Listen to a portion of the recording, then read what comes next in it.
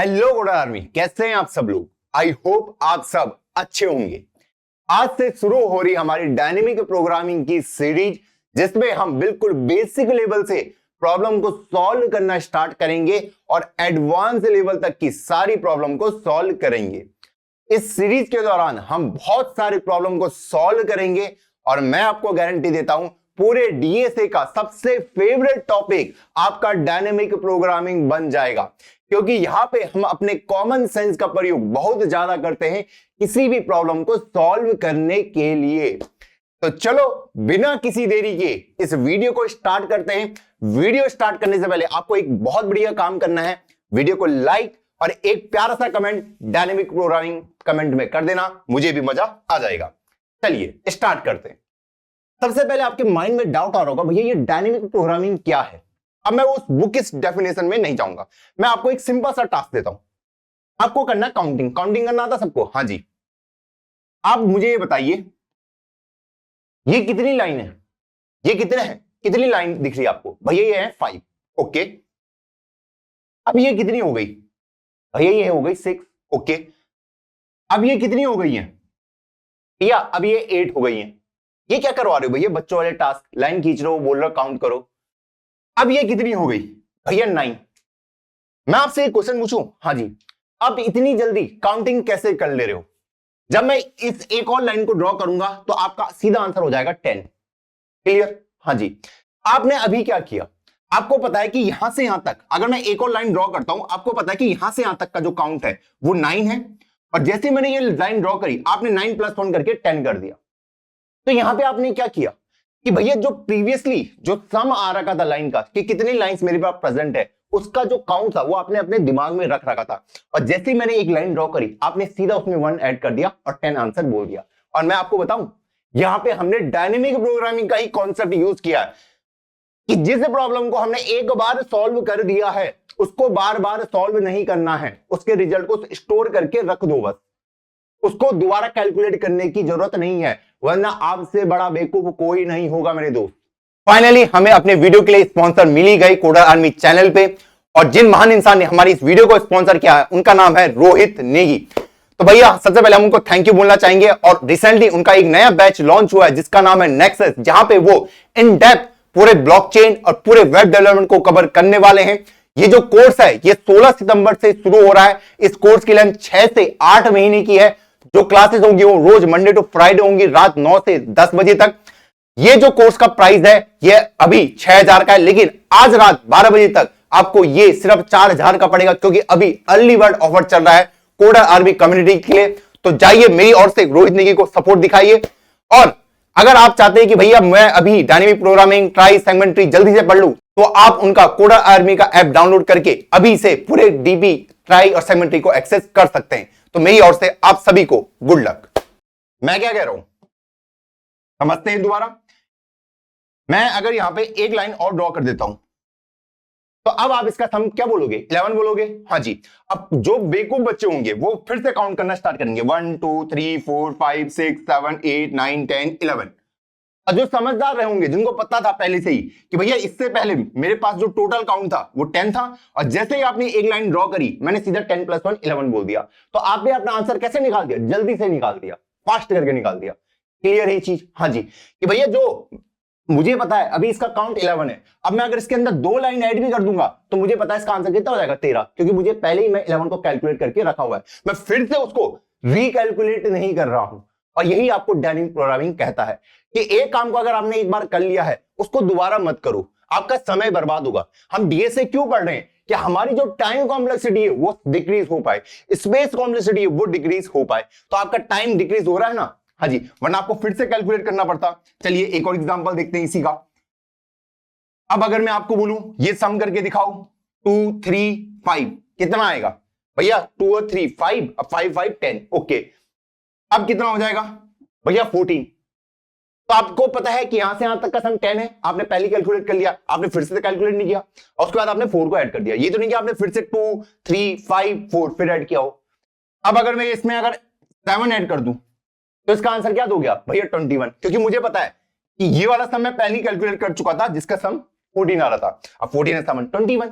Okay, अगर मैं इसके अंदर 8 ऐड कर दूं, अब कितना हो जाएगा भैया? इसका सम हो जाएगा 29, क्योंकि मुझे पता है कि मैं यहां से यहां तक का सम मैंने पहले कैलकुलेट कर लिया था, जो कि 21 आ रहा था। 21 + 8 29। ओके, अब अगर इसी के अंदर मुझे पता है यहां से यहां तक का सम 29 मैं कैलकुलेट कर चुका हूं, अगर मैं इसमें 2 और 4 और ऐड कर दूं, कितना आएगा? ये इसका आंसर आएगा 35, क्योंकि मुझे पता है मैं दोबारा से कैलकुलेट नहीं करूंगा। 2 + 8 10 12 3 15 20 24 31 अब 4 35, मैं बेवकूफ कहला जाऊंगा। मुझे पता है यहां से यहां तक 29 है, 2 आपने यहां ऐड किया, 4 यहां ऐड किया, मैंने आंसर निकाल दिया, मुझे दोबारा कैलकुलेट करने की जरूरत नहीं पड़ी। तो यही आपका डायनेमिक प्रोग्रामिंग कहता है। इसी के ऊपर मैं जोर डाल रहा हूं कि एक बार जो कार्य आपने कर लिया उसको दोबारा करने की जरूरत नहीं है, उसको स्टोर करके रख दो उस रिजल्ट को, ताकि अगर कोई दोबारा पूछे आपसे तो आप सीधा आंसर लाके दे दो, आप दोबारा कैलकुलेशन ना करिए। तो चलो अब इस कॉन्सेप्ट को प्रॉब्लम के थ्रू समझने की कोशिश करते हैं। अब हम में से हर किसी बच्चे ने फिबोनाची सीरीज पढ़ी हुई है, पढ़ी है नहीं पढ़ी है? हाँ जी, फिबोनाची सीरीज याद है? हाँ जी, हर कोई वही क्लासिकल एग्जाम्पल उठाता है। चलिए उसी से शुरू करते हैं। तो फिबोनाची सीरीज कैसे होती है? पहला नंबर 0 होता है, हाँ जी, अगला 1, अगला 1, अगला 2, अगला 3, अगला 5, फिर 8, फिर 13, फिर 21, इस तरीके से बढ़ते हुए ये सीरीज चलती रहती है। ऐसी चलती है, हाँ जी। अब अगर इस सीरीज की अगर मैं बात करूं, इसका 0th नंबर ये है, हाँ जी, फर्स्ट नंबर ये है, सेकंड ये है, थर्ड ये है, फोर्थ ये है, फिफ्थ, सिक्स्थ, सेवंथ, एट्थ और डैश डैश डैश डैश करके ऐसे करके ये सीरीज आगे बढ़ती चलती जाती है। इसमें क्या पैटर्न फॉलो होता है कि ये नंबर प्रीवियस 2 का सम होता है, ये नंबर प्रीवियस 2 का सम होता है, ये नंबर प्रीवियस 2 का सम होता है, ये नंबर प्रीवियस 2 का सम होता है। तो ये 0th फिबोनाची हो गया, ये फर्स्ट हो गया, ये सेकंड, ये थर्ड, ये फोर्थ, ये फिफ्थ, ये 6th फिबोनाची, ये 7th फिबोनाची और ऐसे करके हम चलते जाते हैं। अब अगर मैं आपसे डायनेमिक प्रोग्रामिंग की बात करूं, इसमें हम कुछ पैटर्न्स को फॉलो करते हैं। इसमें सबसे पहले हम जब भी किसी प्रॉब्लम को सॉल्व करते हैं, सबसे पहले हम देखते हैं रिकर्सन। क्या देखते हैं? रिकर्सन, कि मैं इस प्रॉब्लम को रिकर्सन की हेल्प से कैसे सॉल्व कर पाऊंगा। क्लियर? हाँ जी। उसके बाद ही हम इसके ऊपर ऑप्टिमाइजेशन लगाते हैं। और ऑप्टिमाइजेशन कब लगाना है मैं आपको कुछ देर में क्लियर कर दूंगा। जब मैं इसके ऊपर ऑप्टिमाइजेशन लगाता हूं तो ये बन जाता है, इसको हम टॉप डाउन अप्रोच भी बोलते हैं। इसके अंदर लगता है रिकर्सन, जो आपने प्रीवियसली कैलकुलेट करा है, हाँ जी, प्लस मेमोराइजेशन। ये मेमोराइजेशन नहीं है, डिफरेंस समझना, मेमो है, मेमोराइजेशन नहीं है, मेमोराइजेशन है। क्लियर? हाँ जी। और उसके बाद हम देखते हैं बॉटम अप अप्रोच अपनी, जिसको हम टेबुलेशन भी कहते हैं। और लास्ट में हम देखते हैं स्पेस ऑप्टिमाइजेशन। तो जब भी हम किसी प्रॉब्लम को सॉल्व करेंगे, हम इसी साइकिल के थ्रू प्रॉब्लम को सॉल्व करते हुए चलेंगे। सबसे पहले हम रिकर्सिव मेथड से प्रॉब्लम को सॉल्व करेंगे, फिर हम उसे टॉप डाउन में लेके जाएंगे, फिर हम उसको बॉटम अप पे लेके जाएंगे और लास्ट में उसमें हम स्पेस ऑप्टिमाइजेशन लगाएंगे। तो मतलब हम 4 स्टेप में इस प्रॉब्लम को सॉल्व करेंगे। अब आप में से कुछ बच्चे घबरा रहे होंगे, भैया 4 स्टेप कैसे होगा ये? देखो, इसमें से जो मेन स्टेप है हमारा यही है। जिस बच्चे ने ये स्टेप कर लिया, इन स्टेप को करना बहुत ही आसान लल्लू सा काम है। सिर्फ 1-2 लाइन ऐड करनी है, ये प्रॉब्लम सॉल्व, 1-2 लाइन ऐड करनी है, ये भी सॉल्व, 1-2 लाइन ऐड करेंगे, ये भी सॉल्व। तो जो मेन काम है, इसीलिए कहते हैं कि डायनेमिक प्रोग्रामिंग का जो रूट है, जो कोर है, वो है रिकर्सन। जिस बच्चे को रिकर्सन आता होगा उसको डायनेमिक प्रोग्रामिंग प्रॉब्लम में को सॉल्व करने में कभी भी कोई भी दिक्कत नहीं आएगी, क्योंकि मेन ये है। इसमें सिर्फ 2-3 स्टेप ऐड करेंगे, ये आ जाएगा, 2-3 स्टेप ऐड करेंगे, ये आ जाएगा, 2-3 स्टेप ऐड करेंगे, ये आ जाएगा। क्लियर? हाँ जी। और उसका मैं आपको टेम्पलेट भी बता दूंगा, हाँ जी, और उसके पीछे की रीजनिंग क्या होने वाली है वो भी मैं आपको बता दूंगा, ताकि हमको जो कोर कॉन्सेप्ट है वो अच्छे से समझ आए। ओके, अब हम आते हैं अपनी फिबोनाची सीरीज में। ओके, हाँ जी। अब हमें यहां पे प्रॉब्लम दे सकता है कि भैया आप बताइए कि आपको ढूंढना है 5th Fibonacci number, 5th Fibonacci number. तो हम कैसे ढूंढ सकते हैं बताइए 5th फिबोनाची नंबर, और मुझे इसको सॉल्व करना है रिकर्सन की हेल्प से। ओके, हाँ जी। अब मुझे एक चीज पता है कि अगर मुझे ये वाला नंबर निकालना है F2, ठीक, हाँ जी, तो मुझे पता है ये सम होता है F1 + F0 का, मतलब Fibonacci number first, Fibonacci number 0, इन दोनों का सम होता है।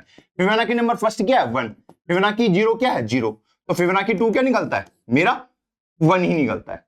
अगर मुझे फिबोनाची 3 निकालना है तो ये कैसे निकलेगा, फिबोनाची 2 प्लस फिबोनाची 1, ऐसे तो निकलता है, प्रीवियस दो का सम होता है। हाँ जी, 2 है मेरा 1, 1 है मेरा 1, 1 और 1 2, इस तरीके से हम निकालते हैं। तो इसका रिकर्सिव फंक्शन कैसा बनता है, रिलेशन, कि अगर मुझे f ऑफ n निकालना है तो उसके लिए मुझे क्या करना पड़ेगा, f ऑफ n-1 कैलकुलेट और f ऑफ n-2 कैलकुलेट, इन दोनों का सम ही मेरा क्या होता है f1। अगर मुझे फिफ्थ वाला निकालना है तो ये क्या बोलेगा, सॉरी ये फिफ्थ वाला निकालना तो फोर्थ और थर्ड का सम 3 और 2 5, अगर सिक्स्थ वाला निकालना है तो 3 और 5 8, इस तरीके से निकलता है। अब यहां पे इस प्रॉब्लम को सॉल्व करना हम स्टार्ट करते हैं रिकर्सन की हेल्प से। अगर हम इसको रिकर्सन की हेल्प से सॉल्व करना शुरू करते हैं, अगर मुझे फिफ्थ फिबोनाची नंबर निकालना है, ऐसे ही लिखूंगा इसे, हाँ जी, तो ये किस किस का सम होता है लिख देता हूं। मुझे पता है इसके लिए क्या क्या करना पड़ेगा, इसे फोर्थ फिबोनाची नंबर और थर्ड फिबोनाची नंबर को कैलकुलेट करके रखना पड़ेगा, क्लियर। हाँ जी, अब फोर्थ को कैलकुलेट करना है, रिकर्सन चल रहा है। हाँ जी, फोर्थ का आंसर हम कैसे निकालते हैं, फिबोनाची ऑफ थर्ड और फिबोनाची ऑफ सेकंड का सम, यही होता है। हाँ जी, फिबोनाची ऑफ थर्ड किसका होता है, फिबोनाची ऑफ सेकंड और फिबोनाची ऑफ फर्स्ट, बहुत सही। हाँ जी, फिबोनाची ऑफ सेकंड किसका होता है, फिबोनाची ऑफ 1, हाँ जी, और फिबोनाची ऑफ 0, हाँ जी। अब मुझे पता है कि मेरा जो बेस केस है फिबोनाची ऑफ 1 और 0 मेरे को पता होते हैं कि 0 फिबोनाची नंबर मेरा 0 है, फर्स्ट मेरा 1 है, ये मेरे क्या होते हैं, बेस केसेस होते हैं कि ये मुझे पता है, बाकी को मैं कैलकुलेट करूंगा, क्लियर। हाँ जी, कि फिबोनाची 0 मेरा 0 होता है और फिबोनाची 1 मेरा 1 होता है, क्लियर। हाँ जी, क्योंकि मैं यहीं से तो कैलकुलेट कर पाऊंगा, क्योंकि इसको कैसे कैलकुलेट करूंगा मैं, अगर मुझे फिबोनाची फर्स्ट निकालना पड़े तो इसके प्रीवियस दो तो कोई है नहीं, तो इसलिए इनको मुझे डिफॉल्ट लेना पड़ता है कि इन दोनों का आंसर मुझे पता है ताकि मैं बाकियों को निकाल पाऊं। क्योंकि मुझे क्या पता है कि हर एक नंबर कैसे निकलता है, कि अगर मुझे थर्ड फिबोनाची नंबर निकालना है तो प्रीवियस 2 मुझे पता होना चाहिए, अगर मुझे फर्स्ट को निकालना है तो प्रीवियस 2 तो मुझे पता नहीं, ये पता है, इससे प्रीवियस तो कोई होता नहीं है, तो इसलिए इस बाय डिफॉल्ट हम इनको मानते कि ये नंबर हमें पता है, क्लियर। हाँ जी, अब यहां पे हो गया ओके, फिबोनाची नंबर 1 पता है, 2 को कैसे निकालूंगा, फिबोनाची ऑफ 1, फिबोनाची ऑफ 0, बहुत सही मेरे दोस्त। फिबोनाची ऑफ 3 को कैसे निकालेंगे, रिकर्सन की हेल्प से, फिबोनाची ऑफ 2 और फिबोनाची ऑफ 1 का सम, हाँ जी, फिबोनाची ऑफ 2 तो मुझे पता नहीं है, तो फिबोनाची ऑफ 1 और फिबोनाची ऑफ 0, बहुत सही, अरे बहुत सही चल रहे हो आप, क्लियर। हाँ जी, चलो इसको सॉल्व करना स्टार्ट करते हैं, क्लियर। हाँ जी, तो इसी तरीके से ये मेरा दिखेगा जब भी मैं फिबोनाची ऑफ फिफ्थ को निकालने की कोशिश करूंगा। फिबोनाची ऑफ 1 क्या कहेगा, मैं हूं 1, फिबोनाची ऑफ 0 क्या कहेगा, मैं हूं 0, 1 प्लस 0 कितना आता है मेरा 1 आता है। फिबोनाची ऑफ 2 क्या होता है, Fibonacci of 1 plus Fibonacci of 0, इन दोनों का सम ही फिबोनाची ऑफ 2 होने वाला है। फिबोनाची ऑफ 3 कैसे कैलकुलेट होगा, तो पहले मुझे फिबोनाची ऑफ 1 कैलकुलेट करना पड़ेगा, मुझे पता है इसकी वैल्यू 1 है, तो 1 प्लस 1 कितना आएगा आपका 2 आएगा। फिबोनाची ऑफ 3 निकल गया क्योंकि ये इसका सम होता है। फिबोनाची ऑफ 4 कैसे निकलेगा, फिबोनाची ऑफ 3 तो मुझे पता है 2 है, फिबोनाची ऑफ 2 को निकालना पड़ेगा। फिबोनाची ऑफ 2 को निकालने के लिए फिबोनाची ऑफ 1 1 होता है, फिबोनाची ऑफ 0 0 होता है, 1 प्लस 0 1, क्लियर। हाँ जी, 2 प्लस 1 3, आपका फिबोनाची ऑफ 4 निकल गया। फिबोनाची ऑफ 5 निकालना है, फिबोनाची ऑफ 4 मुझे पता है 3 है, फिबोनाची ऑफ 3 अभी नहीं पता, तो इसको कैलकुलेट करो। फिबोनाची ऑफ 3 क्या आएगा, पहले फिबोनाची ऑफ 2 को कैलकुलेट करो, तो ये 1 होता है, ये 0 होता है, तो ये 1 हो जाएगा, 1 प्लस 0 1, ये 1 होता है तो 1 प्लस 1 2, 3 प्लस 2 5, और इसी तरीके से हम अपने आंसर को निकालते हैं रिकर्सन की हेल्प से। क्या यहां पे आपको कहीं पे भी कोई दिक्कत आई, इसका मैं रिकर्सिव कोड भी आपको लिखा देता हूं। अगर हमें फिबोनाची निकालना है किसी नंबर का, ठीक है, हाँ जी, तो एक इंटीजर n मुझे दिया हुआ होगा, हाँ जी, बेस कंडीशन लिख देते हैं कि अगर मेरे n की value less than equal to किससे होती है, मेरे 1 से, तो रिटर्न कर देना आप n, क्लियर है ये चीज। हाँ जी, नहीं तो जो भी आपका फिबोनाची आएगा n-1 plus Fibonacci of n-2, इसको रिटर्न कर देना, सिंपल ऐसी होता अपना। अगर मुझे फिबोनाची निकालना होता किसी का, ये मेरे बेस केस हो गया, हाँ जी, कि n इक्वल टू 0 होगा तो 0 रिटर्न होगा, n इक्वल टू 1 होगा तो 1 रिटर्न हो जाएगा। नहीं तो अगर n की वैल्यू कुछ और है तो n-1 प्लस n-2 का जो भी सम है उसे मुझे रिटर्न करके देना है। तो ये इसका क्या हो गया, रिकर्सिव कोड हो गया, और ये इसका विजुअलाइजेशन हमारे पास हो गया। ओके, अब यहां पे जो मैंने ये कोड लिखा है इसकी टाइम कॉम्प्लेक्सिटी कितनी होने वाली है मैं अगर आपसे बात करूं। देखो अभी ये रिकर्सिव है, मैंने आपको कहा ना मैं आपको 4 स्टेप में कोड करके बताऊंगा। सबसे पहले हम रिकर्सन देखेंगे, हाँ जी, फिर उसके बाद हम देखेंगे top down. Top down, top down का मतलब क्या है, रिकर्सन के ऊपर हम मेमोराइजेशन ऐड कर देते हैं। उसके बाद हम बॉटम अप पे जाएंगे जिसको हम टैबुलेशन भी कहते हैं, और यहां पे जनरली हम क्या यूज करते हैं, लूप्स का, लूप्स की हेल्प से हम प्रॉब्लम को सॉल्व करते हैं, और लास्ट में हम स्पेस ऑप्टिमाइजेशन करते हैं। जरूरी नहीं हर प्रॉब्लम में स्पेस ऑप्टिमाइजेशन हो, पर हम करने की कोशिश करते हैं। अब मैं यहां पे आ जाता हूं। अब अगर आप यहां पे ध्यान दो, इसकी जो टाइम कॉम्प्लेक्सिटी होगी इसकी, इस रिकर्सन की, वो कितनी आएगी, 2 की power n time complexity, order of 2 की पावर n। क्योंकि अगर मैं आपको इन जनरल दिखाऊं, यहां पे भी 2, यहां पे भी 2, यहां पे भी 2, तो हर कोई 2 2 में बढ़ रहा है। क्लियर, हाँ जी। और इसकी जो हाइट है वो कहां तक जा सकती है, n तक इसकी हाइट जा सकती है, तो 2 की पावर n इसकी टाइम कॉम्प्लेक्सिटी आती है। अब ये जो टाइम कॉम्प्लेक्सिटी है ये है हमारी एक्सपोनेंशियल। क्लियर, अगर n की वैल्यू बढ़ती जाएगी तो इसको कंप्यूट करने की जो टाइम कॉम्प्लेक्सिटी को, जो टाइम होगा वो भी बढ़ता जाएगा। तो क्या मैं इसकी टाइम कॉम्प्लेक्सिटी को डिक्रीज कर सकता हूं, अब मैं उसकी बात कर रहा हूं। और यहीं पे हमारा इंट्रोडक्शन होता है डायनेमिक प्रोग्रामिंग का। रिकर्सिव फंक्शन सबको लिखना आता है, इसको हमने रिकर्सन में भी सॉल्व किया था, हाँ जी, वहां पे हमने इसकी टाइम कॉम्प्लेक्सिटी भी निकाली थी, हाँ जी। हमें इसकी टाइम कॉम्प्लेक्सिटी को डिक्रीज करना है, सिंपल सा काम। और यहीं पे काम आएगा किसका, डायनेमिक प्रोग्रामिंग का। अब मैंने आपको पहला सिद्धांत, first law of dynamic programming क्या है, उसने कहा है कि जो काम एक बार कर लिया उसको दोबारा नहीं करना है। क्लियर, हमने देखा था ना वो सम वाला, हाँ जी, मैंने 6 डंडियां ड्रॉ करी थी, हाँ जी। उसके बाद जब मैंने एक और स्टिक को ड्रॉ किया तो आपने कैलकुलेशन फिर से नहीं करी, आपने 6 + 1 7 आंसर दे दिया, क्योंकि आपको पता है कि यहाँ पे 6 स्टिक ऑलरेडी प्रेजेंट है। वही काम मैं यहां पे भी करने वाला हूं। अब आप यहां पे समझने की कोशिश करिए, ध्यान देना। इसका कलर मैं चेंज करता हूं, मैं f(3) फंक्शन को चेंज कर चुका हूं, सॉरी f(3) को मैं कैलकुलेट कर चुका हूं, जिसकी वैल्यू 2 आ रही है। क्या मुझे f(3) को दोबारा कैलकुलेट करना चाहिए, यहां पे मैं आपसे सवाल पूछ रहा हूं, ये क्या इसको दोबारा कैलकुलेट करने की जरूरत है, क्योंकि यहां पे भी इसका आंसर 2 ही आएगा और यहां पे भी इसका आंसर 2 ही आएगा।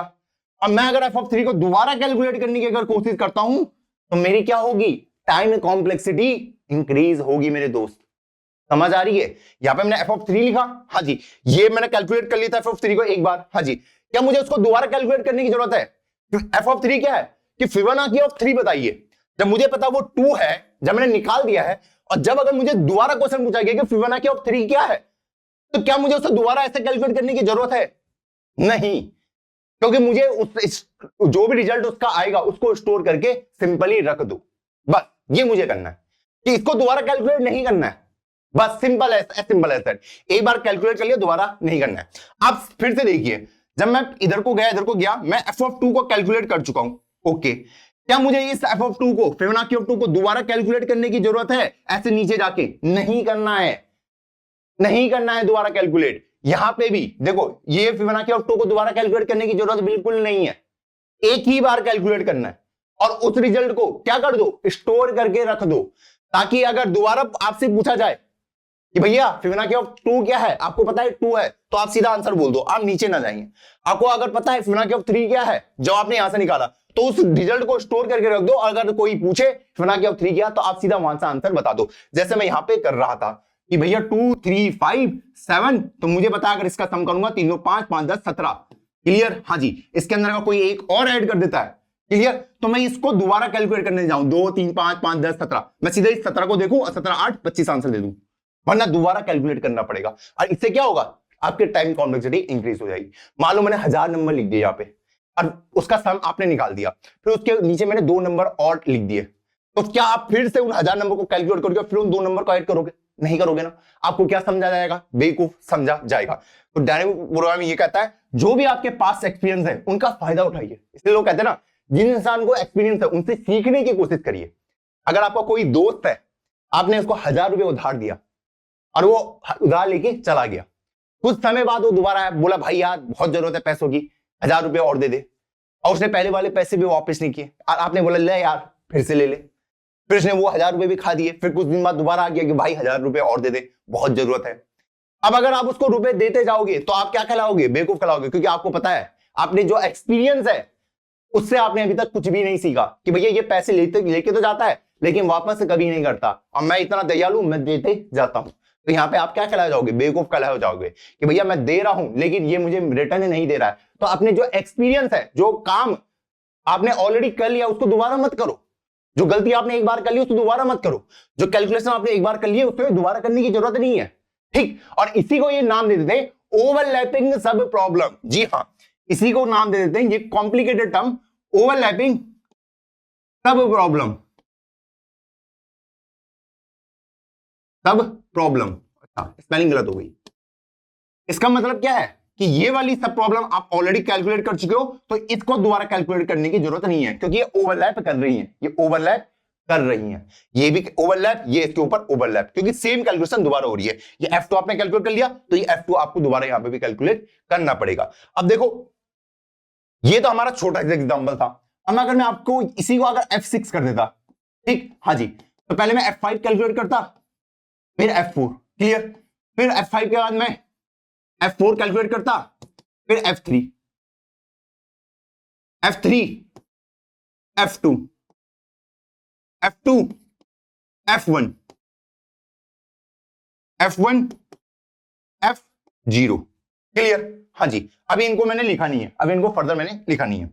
अब यहां पे अगर आप ध्यान दोगे, मुझे पता है F1 की वैल्यू 1 है, F0 की वैल्यू 0 है, 1 + 0 1, क्लियर। हाँ जी, F3 क्या है? इन दोनों का सम। F1 क्या है आपका? 1 है, 1 1 2, क्लियर। हाँ जी, ये क्या हो जाएगा आपका? F4। F2 को कैलकुलेट करना पड़ेगा पहले मुझे। अब F2 आपका ऑलरेडी कैलकुलेट हो चुका है, जिसकी वैल्यू क्या आ रही है? 1 आ रही है, तो मैं यहां पे लिख देता हूं, मैं कैलकुलेट कौन कौन से कर चुका हूं। F0 की वैल्यू 0 है, F1 की वैल्यू 1 है, F2 की वैल्यू 1 है। तो जब मैं दोबारा F2 को देखूंगा तो मैं यहां देख लूंगा, अच्छा F2 तो ऑलरेडी मैंने कैलकुलेट कर रखा है, तो मुझे ये करने की जरूरत यहां पे नहीं है फिर से कि F1 है F0 ऐसे करके, वरना मुझे फिर से स्टेप को लिखना पड़ेगा, क्लियर। हाँ जी, तो मैंने सीधे यहीं से देख लिया कि F2 की वैल्यू 1 है, तो 2 + 1 3 यहां रिटर्न करके दे दिया। तो यहां से मुझे क्या मिला कि मैंने F3 की वैल्यू भी निकाल ली है। F3 की वैल्यू क्या है? 2 है, स्टोर करके रख दो, और F4 की वैल्यू भी मैं निकाल चुका हूं, ताकि दोबारा कैलकुलेट करने की जरूरत ना पड़े। फिर मैं F5 पे गया, F5 की वैल्यू अभी तक तो निकली नहीं है, तो F3 को देखा, क्या F3 ऑलरेडी कैलकुलेटेड है? बिल्कुल कैलकुलेटेड है, बिल्कुल है, तो उसी को यूज कर लो। 3 है 2 5, क्लियर है ये चीज, वरना आपको क्या करना पड़ता? ऐसे F2 F1 फिर F1 F0, ये इतने स्टेप आपको एक्स्ट्रा लिखने पड़ते। लेकिन अगर आपने रिजल्ट को ऑलरेडी स्टोर करके रखा हो उधर, तो फिर कोई दिक्कत नहीं है, क्लियर। फिर आपने ये कर लिया, हाँ जी। अब F6 को देख लो, F6, F5 और F4 का, क्या मैं F4 को दोबारा कैलकुलेट करूं? F4 मैंने ऑलरेडी निकाल रखा है, F4 मैंने ऑलरेडी निकाल रखा है, तो अगर ऑलरेडी निकाल रखा है तो उसी को यूज कर लो, दोबारा कैलकुलेट करने की जरूरत नहीं है। तो F6 की वैल्यू 8 आ गई, इस तरीके से। यहां से कुछ सीखने को मिला आपको, वरना आपको F4 को क्या करना पड़ता? अगर आपने स्टोर करके ना रखा होता तो पहले मैं F3 निकालता, फिर मैं F2 निकालता, फिर इसको भी और ऐसे, फिर ऐसे, तो ये प्रोसेस और लेंथी हो जाती। तो अब आप देख रहे होगे कि यहां पे मेरी जो टाइम कॉम्प्लेक्सिटी है वो कितनी ज्यादा डिक्रीज हो चुकी है। सिर्फ मैंने एक स्टेप फॉलो किया कि मैंने अपने रिजल्ट्स को स्टोर करके रख दिया कि क्या मैं इनको पहले ही निकाल चुका हूं या नहीं निकाल चुका हूं। बस इतना सिंपल सा स्टेप कि जो मैंने एक बार निकाल दिया जिस फंक्शन की वैल्यू, उसको दोबारा नहीं निकालूंगा। लोग मुझे बेवकूफ समझेंगे, क्लियर ये चीज। हाँ जी, अब इसकी अगर आप टाइम कॉम्प्लेक्सिटी देखोगे, ठीक, हाँ जी, यहां पे भी सिर्फ 2 ही हैं, 2 ही हैं, 2 ही हैं, 2 ही हैं, 2 ही हैं, ठीक है। इसकी अगर मैं ब्रेथ उसकी बात करूं, हाइट की, तो हाइट कितनी हो जाएगी इसकी? n, हाँ जी, और हर हाइट में 2 ही एलिमेंट अप्रॉक्स हैं, तो टाइम कॉम्प्लेक्सिटी आपकी 2n में आ गई, जिसको मैं बोल सकता हूं order of n time complexity. अब पहले कितनी जा रही थी? 2 की पावर n, देखो कैसा फैल रहा था। अब ये कितने में हो गया? सिर्फ इतने में। सिर्फ यहां पे मुझे क्या करना पड़ा? इस रिजल्ट को स्टोर करके रखना पड़ा कि ये फंक्शन मैं कैलकुलेट कर चुका हूं, कैलकुलेट कर दिया है तो दोबारा कैलकुलेट नहीं करना है, एज सिंपल एज दैट। बताइए यहां तक क्या ये कॉन्सेप्ट आपके दिमाग में क्लियर है? क्या यहां तक ये कॉन्सेप्ट चमक चुका है अच्छे से आपको? डायनेमिक प्रोग्रामिंग कोई रॉकेट साइंस नहीं है, बस ये कह रहा है कि जिस काम को आपने एक बार कर लिया उसे दोबारा नहीं करना। जो ओवरलैपिंग सब प्रॉब्लम है, जैसे मैं देखो F4 और F4 को 2 बार कैलकुलेट करने की जरूरत नहीं है। एक बार कर लिया है, मुझे आंसर मिल गया, मैंने स्टोर कर लिया, दोबारा कैलकुलेट नहीं करूंगा मेरे दोस्त, क्लियर है? हाँ जी।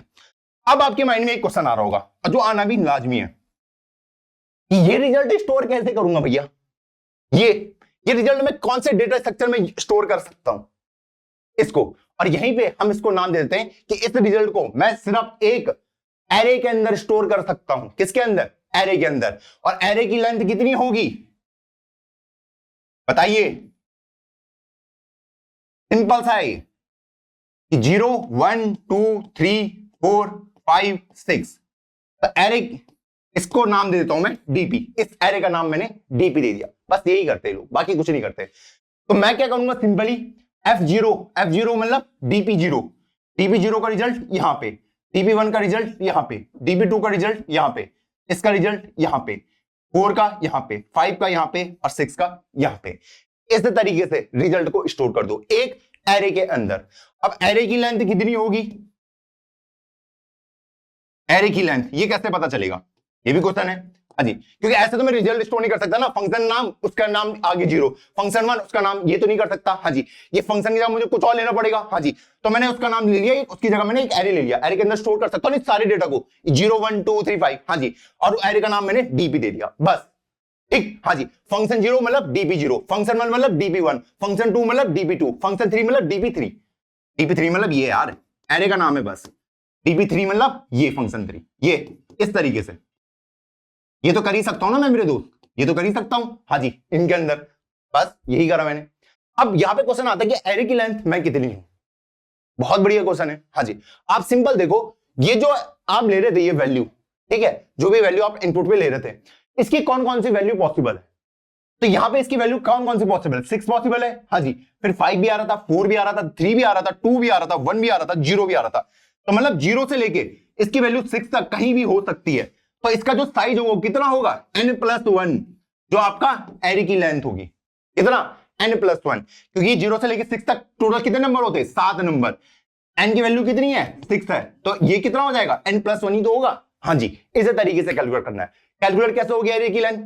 सिंपल बताइए, जो आपकी डीपी लेंथ है उसकी वैल्यू कैसे कैलकुलेट होगी? कि जो भी आपका ये वेरिएबल है, ठीक है, इसकी वैल्यू कितनी चेंज हो रही है, ये कौन कौन सी वैल्यू ले सकता है, कौन कौन सी इसकी प्रोबेबल वैल्यू हो सकती है, इस फंक्शन की कौन कौन सी वैल्यू मैं रख सकता हूं। फिबोनाची ऑफ 6 पूछ सकता है, 5 पूछ सकता है, 4 पूछ सकता है, 3 पूछ सकता है, 2 पूछ सकता है, 1 पूछ सकता है, फिबोनाची ऑफ 0 पूछ सकता है। उसके अराउंड तो कहीं नहीं जाएगा। फिबोनाची ऑफ -1 तो नहीं बोलेगा कभी। हाँ जी, या फिर फिबोनाची ऑफ 7 तो नहीं जाएगा, क्योंकि फिबोनाची ऑफ 6 तक ही हो। हाँ जी, तो इसकी लेंथ कितनी हो जाएगी? n+1।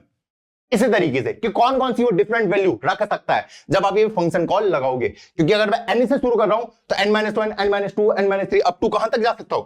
n-1, n-2, Fibonacci of n निकालता हूं मैं, n-1 भी निकालता हूं, n-2 भी निकालता हूं, कहां तक जा सकता है? 0 तक। n से लेके 0 तक टोटल कितने नंबर हैं?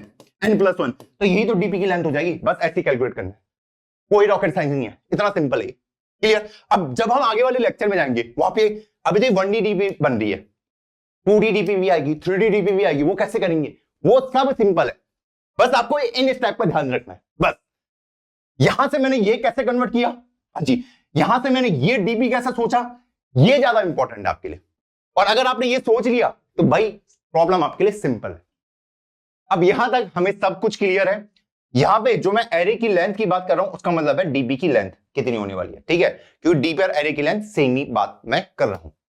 अब यहां पे हम बात करेंगे एक बहुत ही इंपॉर्टेंट चीज की। जब हम डिस्कस कर रहे थे अपनी टॉप डाउन अप्रोच को, क्लियर, हमने कहा था वो होता है रिकर्सन प्लस मेमोइजेशन। क्लियर? हाँ जी, ये मेमोइजेशन क्या होता है अब उसको समझते हैं। देखो, मेमोइजेशन मतलब कुछ भी नहीं है। मेमोइजेशन मतलब सिंपल यही है, इसी को मैंने मेमोइजेशन कह रखा है। ये जो आप डीपी बना रहे हो ना, ये जो एरे आप क्रिएट कर रहे हो, यही मेमोइजेशन है। कि जो भी रिजल्ट आपने क्रिएट करा है उसको स्टोर करके रखने को ही हम क्या कहते हैं? मेमोइजेशन कहते हैं। क्लियर? रिकर्सिव कोड तो हम पहले भी लिख रहे थे, हाँ जी, उसके साथ हमने मेमोइजेशन भी ऐड कर दिया कि जो रिजल्ट ऑलरेडी कैलकुलेट हो चुका है उसको दोबारा कैलकुलेट मत करिए, बस उसका रिजल्ट सीधा यहीं से देख लीजिए। अब यहां पे आपको एक बहुत क्लासिकल डाउट आएगा। क्लियर? हाँ जी, जब मैं यहां पे सबसे पहली बार F4 में आऊंगा, सबसे पहली बार F4 में आऊंगा, उस समय तो मुझे पता नहीं है कि F4 का रिजल्ट कैलकुलेट हो रखा है या नहीं हो रखा है ना। हाँ जी, तो उस समय तो मैंने कैलकुलेट कर लिया, ओके। जब मैं सेकंड टाइम F4 में आया तो मुझे पता कैसे चलेगा कि F4 का रिजल्ट कैलकुलेट हो रखा नहीं हो रखा? तो भैया हम सीधा डीपी ऑफ 4 के अंदर देख लेंगे, जो वैल्यू पड़ी होगी उसको उठा लेंगे और उसको हम यूज कर लेंगे। ये बिल्कुल कॉमन सेंस कह रहा है। ओके, तो फर्स्ट टाइम में क्या यहां पे कोई वैल्यू प्रेजेंट नहीं होगी? हाँ जी, कि फर्स्ट टाइम ये पूरा एरे क्या होगा, ये जो पूरी डीपी है ये खाली होगा। इसको अगर मैं जीरो से स्टार्ट करूं, जीरो से इनिशियली डीपी तो खाली होगी ना, जब हमने रिजल्ट कुछ कैलकुलेट ही नहीं किया है तो इनिशियली तो वो खाली होगा। हाँ जी, तो इनिशियली हम इसको एम्प्टी रखेंगे। क्लियर? हाँ जी, अब एम्प्टी तो कुछ होता नहीं है। हाँ जी, तो इनिशियली इसके अंदर कुछ ना कुछ वैल्यू रखनी पड़ेगी, तो मैं इनके अंदर रख देता हूं -1। -1 का मतलब ये है कि इसके अंदर कोई भी वैल्यू प्रेजेंट नहीं है। क्लियर? कि अभी ये रिजल्ट कैलकुलेट नहीं हो रखे हैं, क्योंकि मुझे पता है इस डीबी के अंदर जो फिबोनाची रिजल्ट होने वाला है वो आने वाला है। क्लियर? और फिबोनाची नंबर कभी भी नेगेटिव नहीं होता है, तो नेगेटिव सिर्फ ये दर्शाएगा कि अभी ये कैलकुलेट नहीं हुआ है, कि अभी फिबोनाची ऑफ 0, फिबोनाची 1, फिबोनाची 2, 3, 4, 5, 6 कोई भी कैलकुलेट नहीं हो रखा है। अब मैं अगर यहां से स्टार्ट करता हूं, क्लियर? हाँ जी, मैंने गया फिबोनाची ऑफ 6 पे, मैं देखूंगा फिबोनाची ऑफ 6 कैलकुलेट हो रखा है, नहीं हो रखा है, तो मैं उसके बाद कॉल लगाऊंगा F5 और F4 के लिए। क्लियर? इन दोनों का ही सम होता हो, बिल्कुल। उसके बाद मैं देखूंगा F5, क्या F5 ऑलरेडी कैलकुलेट हो रखा है? नहीं हो रखा है, अभी TP5 पे चेक कर लिया, नहीं हो रखा है, तो फिर मैं F4 और F3 के लिए कॉल लगाऊंगा। F4 भी चेक करेगा कि क्या DB ऑफ 4 कैलकुलेट हो रखा है, उसने कहा नहीं हो रखा है, तो पहले इसको कैलकुलेट करो। तो F3, F2 ये क्या दिखा रहा है कि रिजल्ट ऑलरेडी कैलकुलेट हो रखा है, नहीं हो रखा है। F ऑफ 3, क्या फिबोनाची ऑफ 3 मैं पहले ही निकाल चुका हूं? फिबोनाची 3 अभी नहीं निकला है, तो मुझे उसको निकालना पड़ेगा फिबोनाची ऑफ 2 और फिबोनाची ऑफ 1 करके। फिबोनाची ऑफ 2 ने देखा क्या मैंने उसको कैलकुलेट कर रखा है, उसने कहा नहीं कर रखा है, तो उसको मुझे कैलकुलेट करना पड़ेगा। फिबोनाची ऑफ 1 और फिबोनाची ऑफ 0। अब मुझे पता है फिबोनाची ऑफ 1 और 0 मेरे क्या है, बेस केसेस है, इनकी वैल्यू मुझे ऑलरेडी प्रेजेंट पता होती है, तो ये डायरेक्ट 1 और 0 ऊपर रिटर्न कर देंगे। क्लियर? और यहां पे भी इनकी वैल्यू अपडेट हो जाएगी, इनकी वैल्यू को हम यहां पे भी अपडेट कर सकते हैं कि इसकी हो गई मेरे 0 और इसकी हो गई 1, ऐसे करके। क्लियर? हाँ जी, क्योंकि फिबोनाची ऑफ 1 और फिबोनाची ऑफ 0 की वैल्यू मुझे पता होती है। क्लियर? अब जब मैंने ये कर लिया, फिबोनाची ऑफ 2 मैंने कैसे कैलकुलेट किया, 1 + 0 1, ये रिटर्न ऊपर क्या करेगा, 1 करेगा। फिबोनाची ऑफ 3 ने देखा कि इधर क्या लिखा हुआ है, फिबोनाची ऑफ 1, क्या फिबोनाची ऑफ 1 तो ऑलरेडी मुझे पता है बेस केस है, ये रिजल्ट ऊपर 1 करेगा। 1 + 1 फिबोनाची ऑफ 3 कितना हो जाएगा मेरा, 2 हो जाएगा। तो जैसे फिबोनाची ऑफ 3 2 हुआ, तो ये यहां पे भी अपडेट कर देगा, फिबोनाची ऑफ 3 इसको भी अपडेट कर देगा कि भैया हम इसको निकाल चुके हैं, ये भी निकल चुका है। क्लियर? हाँ जी, अब ये ऊपर क्या रिटर्न करेगा, 2 को रिटर्न करेगा। हाँ जी, फिबोनाची ऑफ 4 अब किधर को जाएगा, फिबोनाची ऑफ 2 को कैलकुलेट करने। क्या करा, फिबोनाची ऑफ 2 ऑलरेडी मैंने निकाल रखा है, तो ये अब फर्दर कैलकुलेट करने नहीं जाएगा। जब रिजल्ट ऑलरेडी आ रखा आपके पास, तो उसको दोबारा कैलकुलेट नहीं करो। तो 2 1 कितना आता आपका, 3, तो ये बन जाएगा आपका 3। तो फिबोनाची ऑफ 4 को भी हम अपडेट कर देंगे, किससे, 3 से, कि इसको भी हम निकाल चुके हैं। इसने ऊपर 3 रिटर्न किया, फिबोनाची ऑफ 5 ने कॉल करेगा फिबोनाची ऑफ 3 के लिए। हाँ जी, क्योंकि 4 तो निकल चुका है, 3, तो 3 को कैलकुलेट करने से पहले देख लेगा क्या उसका रिजल्ट निकल रखा है, जी निकल रखा है, तो इसने ऊपर रिटर्न 2 कर दिया। हमने देखा था ना, फिबोनाची ऑफ 3 हमने पहले निकाल दिया, तो उसका रिजल्ट हमने स्टोर कर रखा था, और यहां पे हमने डायरेक्ट उसको यूज कर लिया, तो 3 और 2 5। क्लियर? हाँ जी, फिबोनाची ऑफ 5 खुद को अपडेट कर देगा, किससे, 5 से, और ऊपर रिटर्न कर देगा 5। क्लियर? हाँ जी, अब ये फिबोनाची ऑफ 4 है मेरा। हाँ जी, ये इसको कॉल करेगा, क्या फिबोनाची ऑफ 4 मैंने ऑलरेडी निकाल रखा है, उसने कहा निकाल रखा है, तो उसने बोला इसी को रिटर्न कर दो, दोबारा कैलकुलेट करने की जरूरत नहीं है, और इस तरीके से मेरा आंसर 8 निकल गया। बहुत ही आसान तरीके से, कोई रॉकेट साइंस मैंने यहां पे यूज नहीं करी, बस मुझे अपने डीपी वाले में चेक कर लेना है कि क्या मैं कोई रिजल्ट निकाल चुका हूं या नहीं निकाल चुका हूं।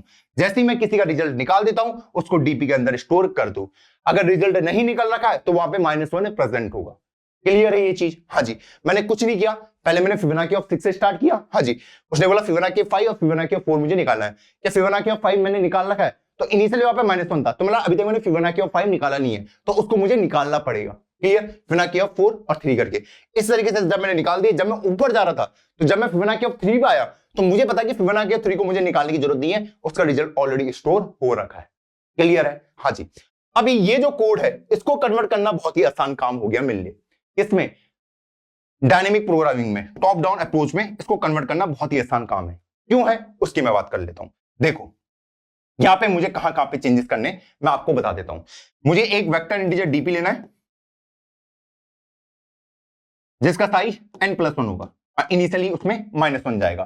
तो यहां पे एक वेक्टर इंटीजर डीपी भी इसके साथ आएगा जो इसके सारे रिजल्ट को स्टोर करके रखेगा। क्लियर? हाँ जी। अब यहां पे कहां पे चेंज होंगे मैं आपको बता देता हूं। पहला चेंज होगा कि भैया ये जो है ये रिजल्ट ये क्या रिटर्न कर रहा है। अगर ये मुझे पूछ रहा है फिबोनाची ऑफ 5 तो फिबोनाची ऑफ 5 ये रिटर्न करके देगा। क्लियर? कि Fibonacci of 4 plus Fibonacci of 3 का जो भी रिजल्ट है उसको रिटर्न करके दे दो। लेकिन उसको मुझे स्टोर भी कराना है और उसको स्टोर किसमें कराना है? डीपी के अंदर। तो DP of n equal to इसके अंदर स्टोर हो जाएगा और उसके बाद मैं रिटर्न करवाऊंगा। मैंने कहा था ना रिजल्ट को भी मुझे स्टोर कराना पड़ता है मेरे दोस्त। कि मान लो ये फिबोनाची ऑफ 5 है, ठीक है, फिबोनाची ऑफ 4 मैंने निकाल दिया प्लस फिबोनाची ऑफ 3। ये देखो Fibonacci of 4 plus Fibonacci of 3 जो भी इनका सम होगा 3 है तो 5, इसको किसके अंदर स्टोर कर दो? डीपी ऑफ 5 के अंदर। ये देखिए ये इसके अंदर रिजल्ट स्टोर कर दो तो ये यहां पे आ जाएगा इस तरीके से। क्लियर? और उसके बाद इसको ऊपर रिटर्न कर दो, इस 5 को ऊपर रिटर्न कर दो। तो ये स्टेप मैंने यहां पे लिख दिया कि जहां पे भी आपको दिखेगा, ठीक है, जहां पे भी आपको रिटर्न स्टेटमेंट दिख रही है, जहां पे भी आपको, बहुत ध्यान से देखना, जहां पे भी आपको रिटर्न स्टेटमेंट दिख रही है, रिटर्न का मतलब क्या है कि वो कोई रिजल्ट को रिटर्न करवाने वाला है, ठीक है, तो उस रिजल्ट को मुझे कहीं ना कहीं स्टोर करके रखना पड़ेगा और उसी को मुझे डीपी के अंदर स्टोर करना पड़ेगा। रिटर्न क्या करता है? आंसर को रिटर्न करवाता है ना, यही तो करता है। ये आंसर क्या करवा रहा था? ये सब के सब आंसर क्या करवा रहे थे? ऊपर रिटर्न करवा रहे थे। लेकिन जो आंसर आपके पास आ रहा है उसको क्या करना है? मुझे स्टोर करके रखना है। किसके अंदर? डीपी के अंदर। अगर ये F4 है, ये अगर 3 रिटर्न कर रहा है ऊपर, तो पहले मैं इस F4 को इस डीपी के अंदर भी स्टोर करा दूं इसके अंदर। बस इतना मुझे ध्यान देना है। अब वो उसी स्टेप से क्लियर हो जाएगा। चलिए, इसके अलावा इसमें एक और स्टेप ऐड होगा कि अगर DP of n not equal to -1 है तो रिटर्न डीपी n। ये स्टेप, ये तो हमारा बेस केस हो गया। हाँ जी, एक स्टेप मेरा यहां पे आ गया। हाँ जी, जो भी रिजल्ट आप रिटर्न कर रहे हो उसको आप स्टोर भी करिए और फिर रिटर्न करिए। ये है कि अगर आपने ऑलरेडी कैलकुलेट कर रखा है कोई नंबर, तो उसको दोबारा कैलकुलेट नहीं करना है, उसको सीधा रिटर्न कर दो। जैसे मैं यहां पे आया, ठीक है, मुझे फिबोनाची ऑफ 4 निकालना है। तो मैंने देखा फिबोनाची ऑफ 4 क्या मैं पहले निकाल चुका हूं, तो मैंने देखा Fibonacci of 4 not equal to -1 है, तो इसी रिजल्ट को रिटर्न कर दो ऊपर। मैंने यहां पे आया, जब भी मैं आऊंगा, हाँ जी, मैंने देखा कि क्या अगर मैं n की वैल्यू 4 ले लेता हूं उस क्वेश्चन के हिसाब से, ठीक है, 4 less than equal to -1, sorry 4 less than equal to 1 तो नहीं होता। यहां पे मैंने देखा क्या DB of 4 not equal to -1, ये क्या दिखा रहा है कि रिजल्ट ऑलरेडी कैलकुलेटेड है, रिजल्ट क्या रिजल्ट ऑलरेडी आ चुका है, तो उसको दोबारा नहीं निकालना है, नीचे वाले स्टेप पे जाने की जरूरत नहीं है, उसी आंसर को ऊपर रिटर्न कर दो। तो नॉट इक्वल टू -1, इसीलिए मैंने यहीं से उसे रिटर्न करवा दिया।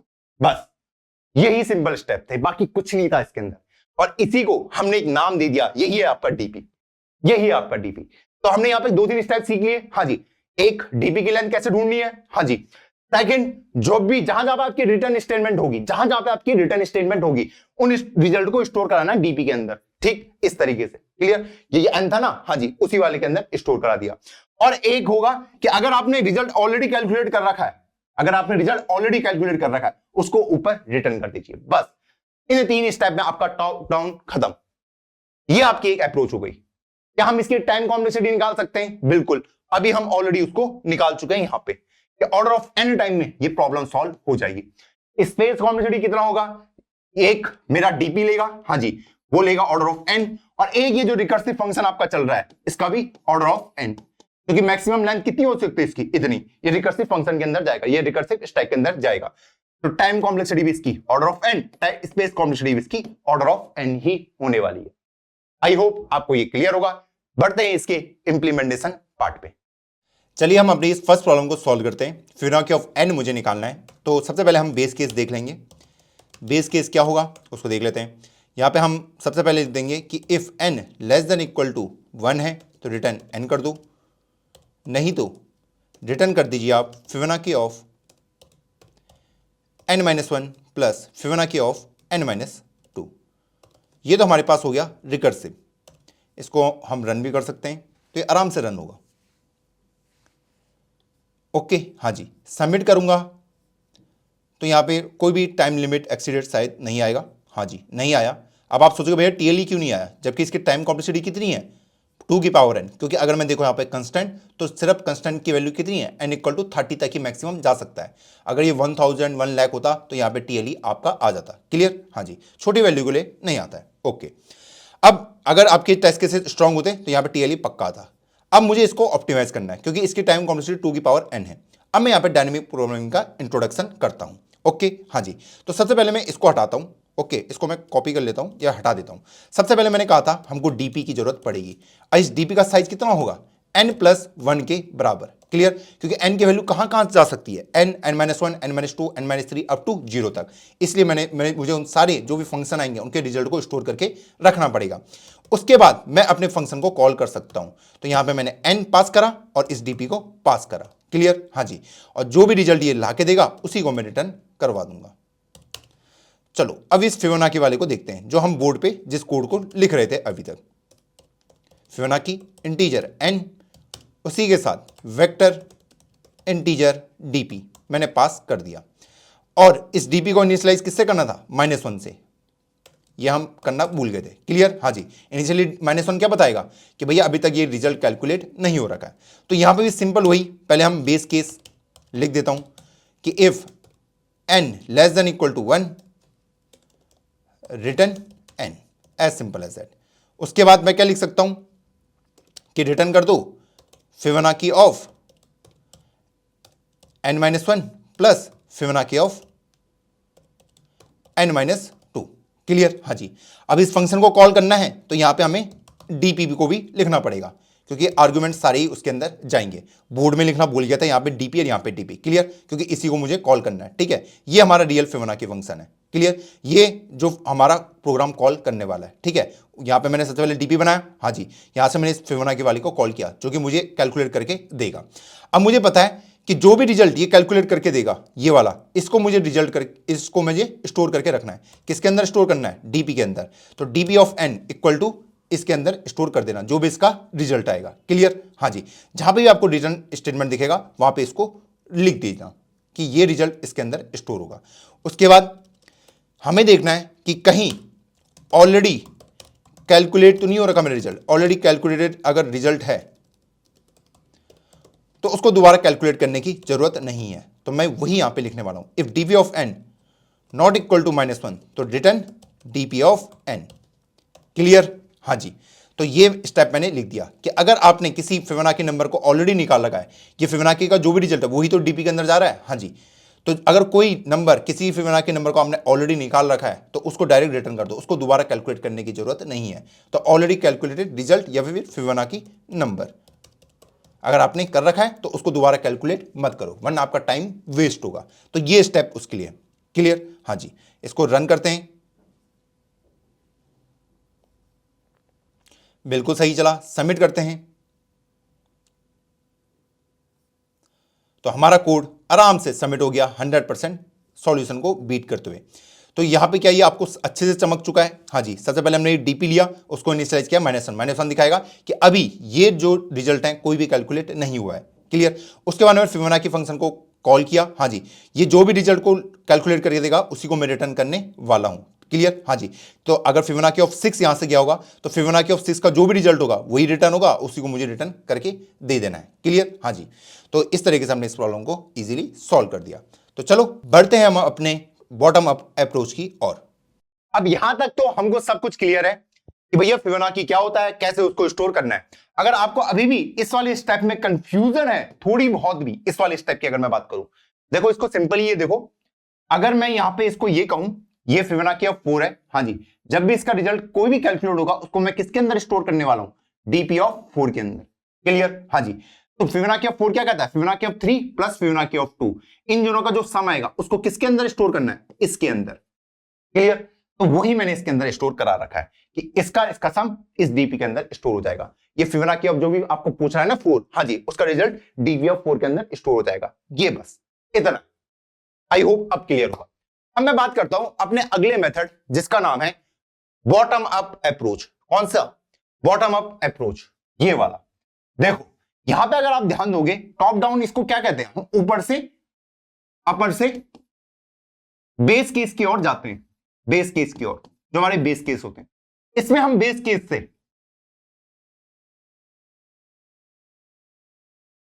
अपर जाते हैं। मतलब भैया देखो, अगर आप यहां पे ध्यान दोगे, इसी को मैं टॉप डाउन अप्रोच कहता हूं। रिकर्सन हम यहां पे यूज करते हैं 6 5 4 3 2 1 0, ठीक, ऐसे कि मैं ऊपर से बेस केस की ओर आया हूं। टैबुलेशन कहता है या फिर बॉटम अप्रोच कहती है कि पहले बॉटम से आपको वैल्यू को फिल करना स्टार्ट करना है, कि पहले हम बेस केस वालों को भरना स्टार्ट करेंगे। किसको? बेस केस वालों को, बेस केस वालों को भरना स्टार्ट करेंगे। तो बॉटम अप्रोच आपके कोई रॉकेट साइंस नहीं है। जो डीपी आपने वहां पे ली थी, टॉप डाउन वाले ही कोड को हम बॉटम अप पे चेंज करते हैं। जो आपने डीपी ली थी उसको सबसे पहले क्रिएट कर दो कि 0 1 2 3 4 5 6, क्लियर? हाँ जी। सबसे पहले आप इसके अंदर क्या भरिए? बेस केसेस को भरिए, क्योंकि डीपी को तो भरना है मुझे, उसी रिजल्ट को निकालना है। हाँ जी, तो सबसे पहले बेस केस को भरिए। तो बेस केस को कैसे भर सकते हैं हम, यहां से हम देख लेते हैं। बेस केस हमारा ये है। हाँ जी, बेस केस क्या कहता है हमारा कि अगर n less than equal to 1 होगा, रिटर्न n, क्लियर? हाँ जी, तो मैं यहां पे बोल सकता हूं क्या, वो कह रहा है ना n अगर लेस देन इक्वल टू 1 होगा तो रिटर्न n कर देना। तो अगर n की वैल्यू 0 हुई तो मतलब डीपी 0 के अंदर 0 जाएगा, 1 हुई तो 1 जाएगा। अगर n की वैल्यू 2 होगी तो उस केस में क्या करेंगे, उसका तो मुझे पता ही नहीं है। हाँ जी, तो सबसे पहले मैं किसको भरता हूं? बेस केसेस को भरता हूं। बेस केस को सबसे पहले भरना है। डीपी 0 क्या बता रहा है, फिबोनाची ऑफ 0 कितना है। डीबी 1 क्या बता रहा है, फिबोनाची ऑफ 1 कितना है। ये तो मेरे बेस केस हो गए। सबसे पहले आप बेस केस को भर दीजिए, क्लियर? हाँ जी, अब हमें बाकियों को भरना है, क्योंकि मैं बेस केस से दूर जाता हूं। अब मुझे सेकंड को भरना है, फिर थर्ड को, फोर्थ को, फिफ्थ को, सिक्स्थ को। इनको मैं कैसे भरूंगा? मैंने कहा कुछ नहीं करना, इसी कोड को देखना है। इस कोड में क्या लिखा हुआ आप सिंपल यहां पे देखिए। यहां पे हमने क्या लिख रखा है, यहां पे इसको सिर्फ रीड आउट करो, ठीक है? ये हम हैंडल कर चुके हैं। हाँ जी, अब हम सीधा इस रिटर्न वाले स्टेटमेंट के सामने आते हैं, क्लियर? यहां पे क्या कैलकुलेट हो रहा है, ये कह रहा है कि DP of n equal to, ये फिबोनाची ऑफ n माइनस 1 क्या है आपका, फिबोनाची ऑफ n माइनस 1 क्या है? ये सिंपल आपका है, फिबोनाची ऑफ n माइनस 1 का सिंपल सा मतलब है डीपी ऑफ n माइनस 1, हाँ जी, plus DP of n minus 2। यही तो है। फिबोनाची ऑफ n माइनस 1 का रिजल्ट किसके अंदर स्टोर होता है भैया? डीपी ऑफ n माइनस 1 के अंदर। फिबोनाची ऑफ n माइनस 2 का रिजल्ट किसके अंदर होता है भैया? DP of n minus 2। ये फिबोनाची क्या है, ये डीपी क्या है, इसी का रिजल्ट तो स्टोर करिए इस वाले का। हाँ जी, ये फिबोनाची ऑफ n माइनस 1 किसका रिजल्ट करेगी? डीपी ऑफ n माइनस 1 का। ये किसका करेगी? डीपी ऑफ n माइनस 2 का। तो इसी को उठा के मुझे यहां पे लिख देना है, इसी को उठा के, ठीक है? तो यहां पे मैं कह सकता हूं कि डीपी ऑफ आई को अगर मुझे कैलकुलेट करना है, इस अगर आयत इंडेक्स को, तो वो सीधा मैं उसी स्टेटमेंट को देख के कैलकुलेट कर सकता हूं। ये लिख सकता नहीं लिख सकता? हाँ जी, जो आपने यहां पे रिटर्न स्टेटमेंट लिख रही है उसी को आपने कन्वर्ट कर दिया। ये आपके फंक्शन है। हाँ जी, इस फंक्शन को आपने डीपी में लिख दिया, क्योंकि फंक्शन है डीपी सेम है, हमने ऑलरेडी बता दिया पहले भी, ठीक है? क्योंकि इसी का रिजल्ट इसी के अंदर स्टोर हो रहा है। तो फिबोनाची को मैंने डीपी में लिख दिया, फिबोनाची को मैंने डीपी में लिख दिया, n minus 1 n minus 1 n minus 2 n minus 2। Fibonacci of n minus 1 का रिजल्ट किसके अंदर है? DP of n minus 1। इसका result DP of n minus 2। तो अगर मुझे डीपी ऑफ आई को कैलकुलेट करना है तो ऐसे निकालूंगा। हाँ जी, बस मैंने कहा था ना, बॉटम अप में हम क्या करते हैं, सीधा सीधा सिर्फ फॉर लूप का इस्तेमाल करते हैं। i इक्वल टू 2 से i less than equal to n, i plus plus, और ये मैंने कैलकुलेट कर लिया अपने रिजल्ट को। बहुत सिंपल, ये इतना ही है, ये खत्म, टाटा बाय बाय, इतना ही है। कैसे कैलकुलेट होगा? अगर इसको कैलकुलेट करना है मुझे तो 0 प्लस 1 1।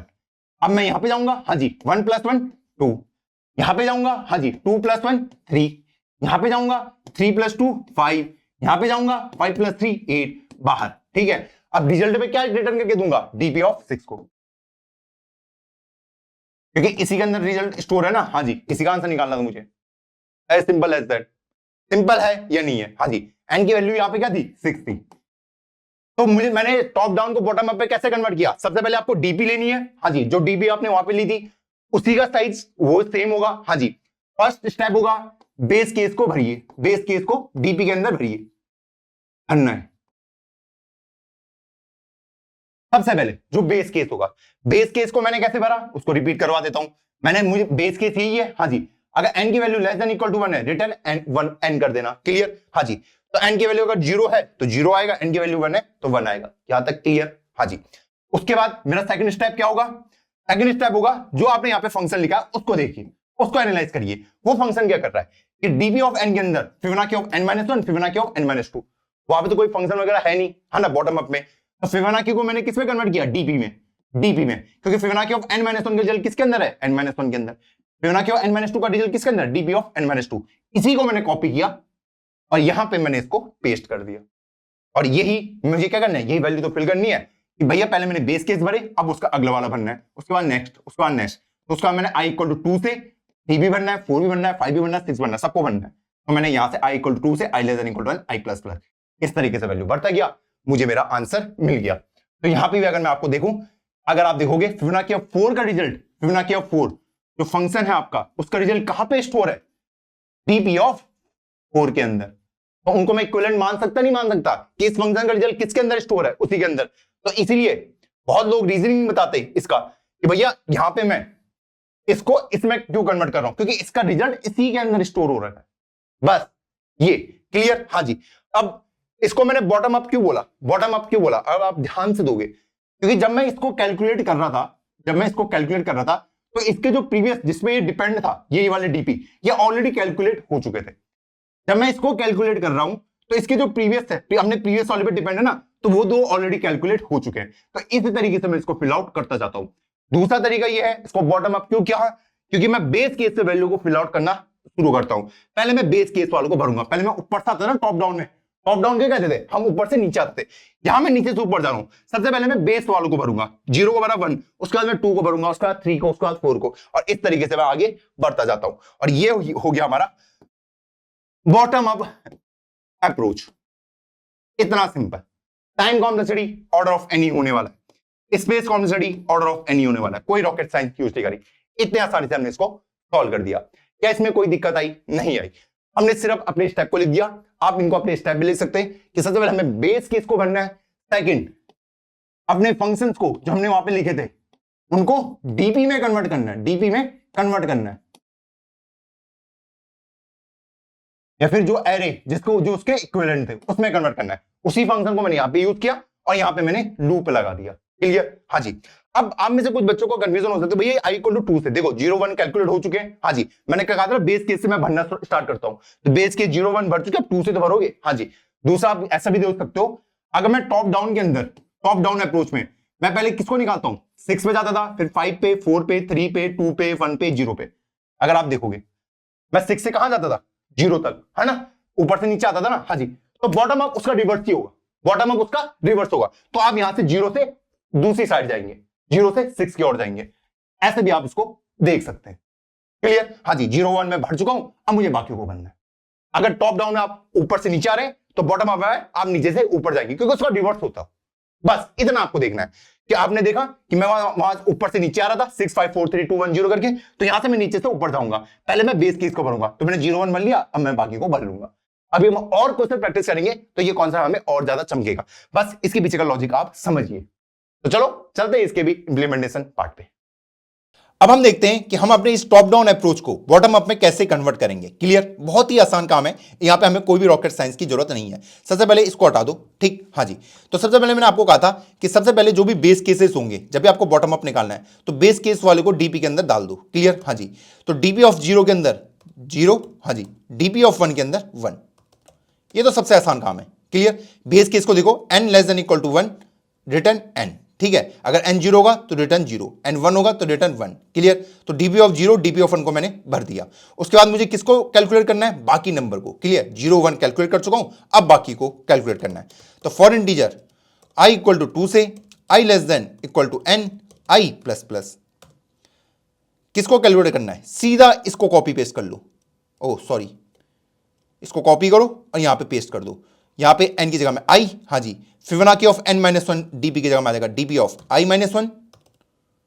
क्लियर? हाँ जी। फिबोनाची ऑफ n-2 dp की जगह में आ जाएगा dp ऑफ i-2। बस ये आप लिख दीजिए। क्लियर? हाँ जी, क्योंकि Fibonacci of n-1 comma DP किसके अंदर रिजल्ट स्टोर होने वाला है? डीपी ऑफ i-1 के अंदर, इसका डीपी ऑफ i-2 के अंदर। क्लियर? हाँ जी, तो इस तरीके से मैंने ये कर रहा और लास्ट में रिटर्न कर दो किसको? डीपी ऑफ n को, क्योंकि मेरा फाइनल रिजल्ट कहां स्टोर हो रहा है? डीपी ऑफ n के अंदर। अगर आप देखोगे फाइनल रिजल्ट कहां स्टोर होगा? डीपी ऑफ n के अंदर। क्लियर? डीपी ऑफ n क्या दिखा रहा है? फिबोनाची ऑफ nth नंबर कितना आपका होने वाला है। तो चलो इसको रन करते हैं। ओके, यहां पे एक रन टाइम एरर आया, मैं आपको बता दूंगा वो क्यों आया। देखो, ये हो सकता है, ये आया हमारा n equal to 0 base case के लिए। अगर n की वैल्यू 0 है तो आप खुद देखिए, अगर n की वैल्यू 0 है, 0 प्लस 1 कितना होता है? 1। हाँ जी, तो db का साइज ही मेरा 1 है, तो db ऑफ 0 के अंदर 0 आ जाएगा, फिर मैं db ऑफ 1 के अंदर 1 भी भरने की कोशिश कर रहा हूं। मैं एक ऐसी मेमोरी लोकेशन को एक्सेस करने की कोशिश कर रहा हूं जिसको एक्सेस करने की इजाजत मेरे पास नहीं है। ठीक है? हाँ जी, कांट एक्सेस इट। n की वैल्यू अगर 0 होगी, हाँ जी, db का साइज कितना होगा? 1 ही होगा। हाँ जी, तो एक ही एलिमेंट आप db के अंदर डाल सकते हो, db ऑफ 0, इसको नहीं डाल सकते, तो इसलिए उसने एरर दिया। किस केस के लिए? जब आपका n की वैल्यू इक्वल टू 0। तो इस केस को सिंपली आप यहां ऊपर ही हैंडल कर दो कि if n less than equal to 1 है, रिटर्न n, बस इसको यही हैंडल कर दो।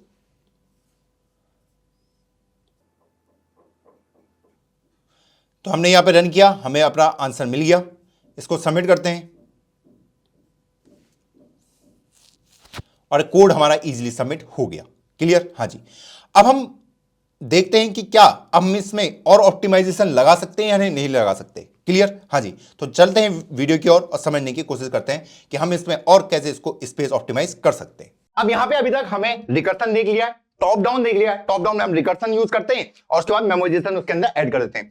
थर्ड स्टेप हमने बॉटम अप्रोच देखा कि हम इसी प्रॉब्लम को फॉर लूप, ये लूप की हेल्प से कैसे सॉल्व कर सकते हैं। ये बहुत आसान हो गया। ओके, यहाँ पे स्पेस कॉम्प्लेक्सिटी कितनी आई? Order of n। यहाँ पे extra order of n add नहीं हुआ। कौन सा वाला? जो हमारा रिकर्सिव फंक्शन में यूज हो रहा था। किसमें? टॉप डाउन वाले में। इसमें सिर्फ डीपी वाला स्पेस ही यूज हुआ है। क्लियर? हाँ जी, अब मैंने आपको कहा था कि इसमें हम फर्दर और ऑप्टिमाइजेशन कर सकते हैं स्पेस का। ये हर केस में पॉसिबल नहीं होगा, लेकिन इसको भी अभी हम और फर्दर ऑप्टिमाइज कर सकते हैं। कैसे कर सकते हैं वो देखते हैं। देखिए, अभी आप भूल जाइए, ठीक? हाँ जी, यहां तक हमने सब कुछ निकाल लिया है।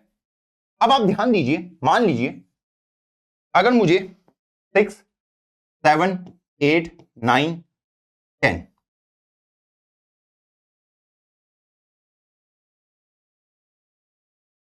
यहां से मैंने एनालिसिस कर लिया है। ओके, हाँ जी, 8 5 13, 13 8 21, 21 से 13 34, 34 से 21 55। कुछ गलती होगी यार, माफ कर देना अगर कुछ कैलकुलेशन वगैरह में मिस्टेक हुई होगी यहाँ पे, तो ठीक है। हाँ जी, उसको इग्नोर करना। ओके, अब अगर मैं यहां पे देखूं, क्या मैं इस स्पेस को, जो इस एक्स्ट्रा स्पेस कॉम्प्लेक्सिटी इसकी आ रही थी, क्या इसको और रिड्यूस कर सकता हूं स्पेस कॉम्प्लेक्सिटी को?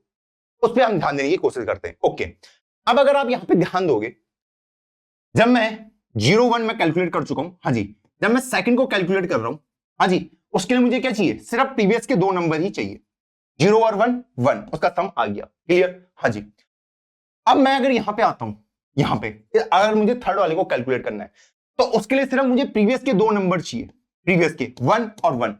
क्लियर? हाँ जी, मुझे ना तो इससे मतलब है ना इसके पीछे वालों से मतलब है। क्लियर? अगर मुझे इसको कैलकुलेट करना है उसके बाद, तो मुझे अपने प्रीवियस के सिर्फ 2 ही चाहिए, ये और ये, ताकि इनका सम यहां पे स्टोर कर पाऊं। जब मैं इसको कैलकुलेट कर रहा हूं तो मुझे ये और ये ही चाहिए। क्लियर? 2 और 3 5।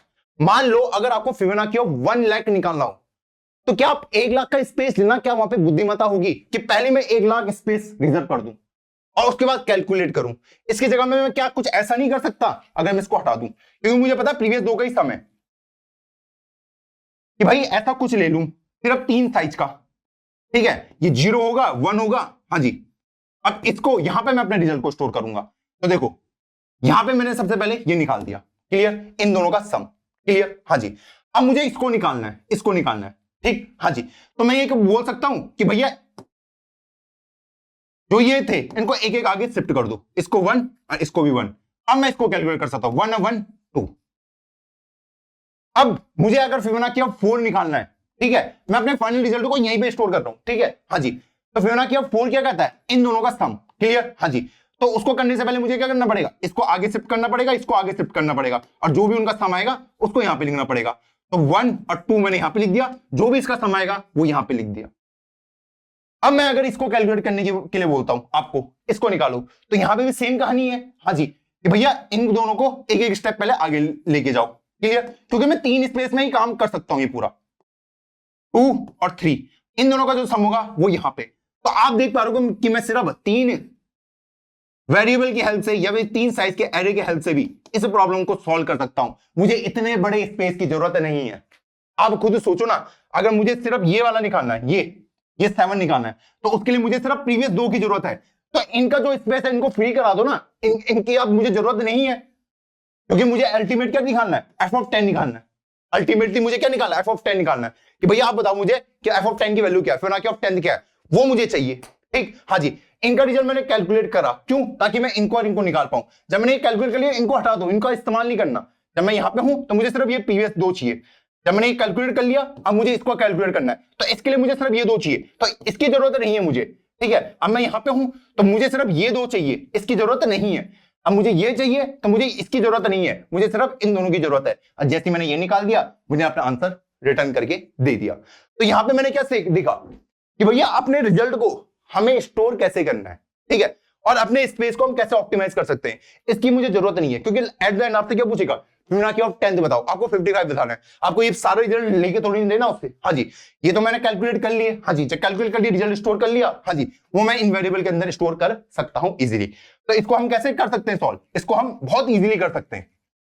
इसको मैं कह सकता हूं 3 वेरिएबल की आदत से, प्रीवियस टू, जैसे हम पहले करते थे यार, प्रीवियस, इसको नाम देता हूं करंट। क्लियर? हाँ जी, तो इसको मैं सिंपली ऐसा लिख सकता हूं, i इक्वल टू 2 से i less than equal to n i plus plus, current के अंदर प्रीवियस, अब प्रीवियस 2 का रिजल्ट स्टोर कर दो। क्लियर? हाँ जी, और नेक्स्ट स्टेप में जाने से पहले प्रीवियस 2 के अंदर प्रीवियस की वैल्यू डाल दो। हाँ जी, अब प्रीवियस के अंदर करंट की वैल्यू डाल दो, बस इस तरीके से, और लास्ट में मैं रिटर्न करंट कर दूंगा, जो कि मेरा आंसर को स्टोर करके रखेगा। जैसा अभी यहां पे, हाँ जी, मैंने इसको कैलकुलेट कर लिया। हाँ जी, अब क्या करना पड़ेगा मुझे, प्रीवियस 2 और प्रीवियस को आगे बढ़ाना पड़ेगा। तो प्रीवियस 2 ये हो जाएगा, हाँ जी, प्रीवियस ये हो जाएगा, हाँ जी, करंट क्या हो जाएगा, करंट क्या है, इन दोनों का सम, करंट यहां पे आ जाएगा। करंट ऐसे करके कैलकुलेट हो गया, और इस तरीके से प्रॉब्लम को सॉल्व कर सकता हूं। तो स्पेस कितना हो जाएगा, ऑर्डर ऑफ 1 स्पेस में आपने इस प्रॉब्लम को सॉल्व कर दिया। तो time complexity order of n है, स्पेस कॉम्प्लेक्सिटी इसकी ऑर्डर ऑफ 1 है।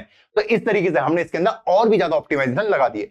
ये वाला आपको अच्छे से ध्यान देना है कि भैया इनका मैंने इस्तेमाल क्यों नहीं किया, इनको मैंने क्यों फ्री कर दिया। आपको इतने बड़े एरे की जरूरत नहीं है सिर्फ इस 10th वाले को निकालने के लिए, क्योंकि मुझे पता है कि वो अपने सिर्फ प्रीवियस 2 पे ही डिपेंड कर रहा है, सब पे डिपेंड नहीं कर रहा है। ठीक, हाँ जी, जब मुझे पता है कि मुझे ये निकालना है, तो मुझे पता है ये इन दोनों पे डिपेंड कर रहा है। क्लियर? हाँ जी, अब जब मैं यहां पे जाऊंगा तो मुझे सिर्फ इन दोनों का रिजल्ट स्टोर करने की जरूरत है, इनको मैं गायब कर सकता हूं, भैया तुम्हारी जरूरत नहीं है। ठीक, हाँ जी, जब मुझे ये कैलकुलेट करना है तो मुझे सिर्फ इन दोनों की जरूरत है, इसको मैं फ्री करवा सकता हूं, ये अब इसकी जरूरत नहीं है। और इस तरीके से हमने कैलकुलेट किया। तो चलो चलते इंप्लीमेंटेशन पार्ट पे। चलिए अब इसमें स्पेस ऑप्टिमाइजेशन लगाते हैं। आप इस कोड को हटा सकते हैं, इस वाले पार्ट को। ठीक, हाँ जी, क्योंकि इसका इस्तेमाल हम नहीं कर रहे थे। अब हम यहाँ पे आ जाते हैं। सबसे पहले मुझे पता है कि अब मुझे डीपी की जरूरत नहीं है, तो सबसे पहले मैं यहाँ पे ये वाली स्टेटमेंट आप लिखे रखो ऊपर, कोई दिक्कत नहीं है। सबसे पहले मैं 3 वेरिएबल ले लेता हूँ, इंटीजर करंट, इंटीजर प्रीवियस की वैल्यू 1 और प्रीवियस 2 की वैल्यू 0। क्लियर? हाँ जी, अब मैं यहाँ पे अपने काम को स्टार्ट करता हूँ। i इक्वल टू 2 से i less than equal to n i plus plus, current equal to कितना हो जाएगा, प्रीवियस प्लस प्रीवियस 2। प्रीवियस 2 की में किसकी वैल्यू डाल दो, प्रीवियस की। हाँ जी, अब प्रीवियस के अंदर किसकी वैल्यू डाल दो, करंट की, बस। और लास्ट में मैं रिटर्न कर दूंगा अपने करंट को। आप करंट को भी रिटर्न कर सकते हो और इस प्रीवियस को भी रिटर्न कर सकते हो, किसी को भी कर सकते हो, आपकी मर्जी है। रन करते हैं, सारे टेस्ट केसेस पास, सबमिट करते हैं।